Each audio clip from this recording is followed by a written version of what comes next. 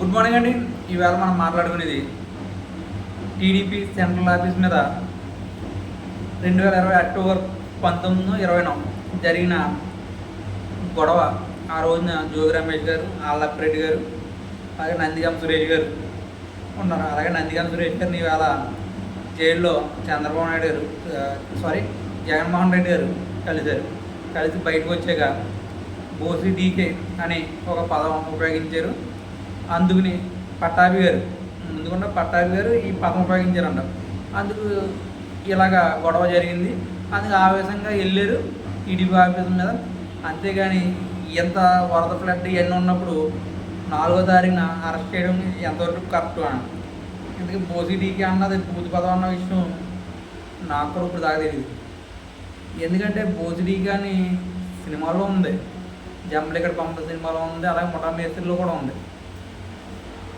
ఇలాగా కొన్ని సినిమాల్లో బోసిడీకి అనే పదం ఉంది. అది బూత్ పదం అయితే జనాలు యూజ్ చేస్తారా, డైరెక్టర్లు యూజ్ చేస్తారా?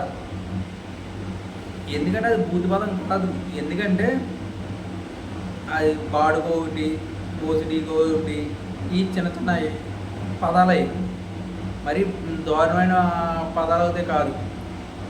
ఎందుకంటే ఇంట్లో కూడా చాలామంది అంటుంటారు బోసిడీకి అని. బోసున్న పేరు ఉన్న వాళ్ళకి కూడా బోసిడీకి అంటారు.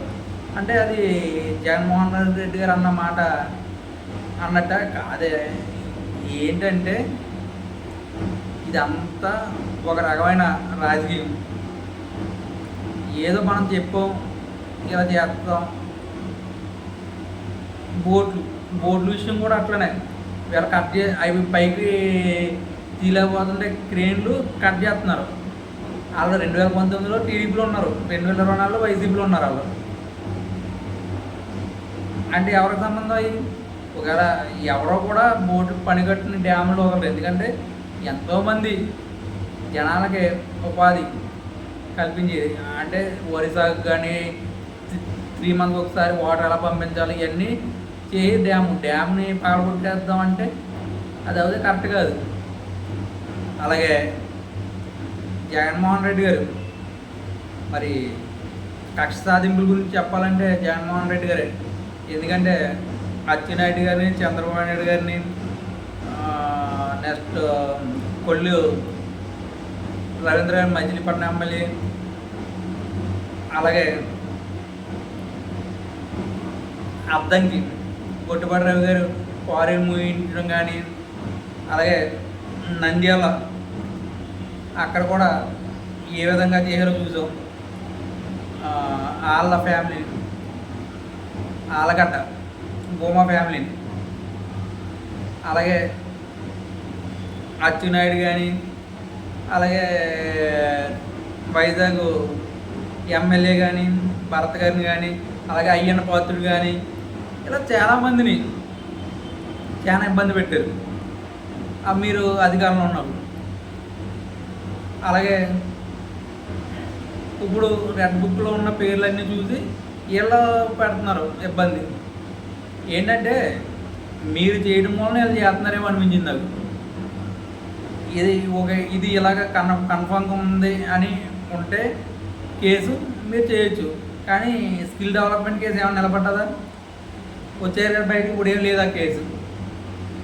అలాగే ఇప్పుడు ఇలాంటి కేసులు ఉండటం, చిన్న చిన్న కేసులు పెట్టి వేధించడం, అలాగే ఎంపీటీసీలని ఓటు నామినేషన్లే వేయకుండా చేయడం, వార్డు నెంబర్ని, పంచాయతీ ప్రెసిడెంట్ని, ఇలాగా ఒకటని కాదు, మున్సిపాలిటీ కార్పొరేటర్లు కానీ, అలాగే మున్సిపాలిటీ నెంబర్లు కానీ, ఇలాగా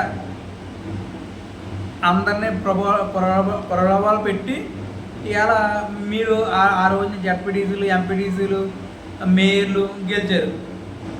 100% అది నిజం. మినిస్టర్ స్థాయి వ్యక్తులు కూడా ఎంపీటీసీల దగ్గరికి వచ్చి మీరు పోటీ చేయొద్దు, లాలు చేసి టీడీపీని డమ్మీ చేయవారు. అలాగే అప్పుడు కూడా ఎలక్షన్లో వెళ్ళలేదు,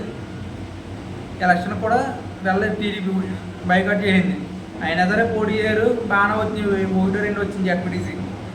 అలాగా మీరు అంత ఇబ్బంది పెట్టినా సరే ఎదరికొచ్చి ఎంపీటీసీలు అవి వేసారంటే టీడీపీ స్ట్రాంగ్ క్యాడర్ ఉంది. అది మాత్రం మనం నమ్మాలి. ఎందుకంటే వైసీపీ కూడా స్ట్రాంగ్ క్యాడర్ ఉంటుంది, ప్రతి ఒక్కరికి ఓట్ బ్యాంక్ ఉంటుంది. కానీ ఆ రోజున ఇబ్బంది పెట్టడం చూసి కార్యకర్తలంతా కూడా ఒరిజినల్గా జగన్మోహన్ రెడ్డి గారి పతనం మాత్రం టీడీపీ ఆఫీస్ని ఎప్పుడైతే పగలగొట్టారో అప్పటి నుంచే స్టార్ట్ అయింది, అప్పటి నుంచే రెవల్యూషన్ అయింది. అది కాస్త 2024లో ఓటుతో జనాలందరూ చెప్పారు. అలాగే రాష్ట్రం అభివృద్ధి గురించి చూడాలి, కానీ ఇలాంటి కక్ష సాధింపు చర్యలు చేయకూడదు. మీరు అభివృద్ధి చేయలేదు అన్న ఉద్దేశంతో జనాలు మిమ్మల్ని పక్కనెట్టారు. అలాగే చంద్రబాబు నాయుడు గారు అభివృద్ధి సంక్షేమం రెండు నడిపిస్తేనే జనాలు 2029లో మళ్ళీ నగ్గిస్తారు.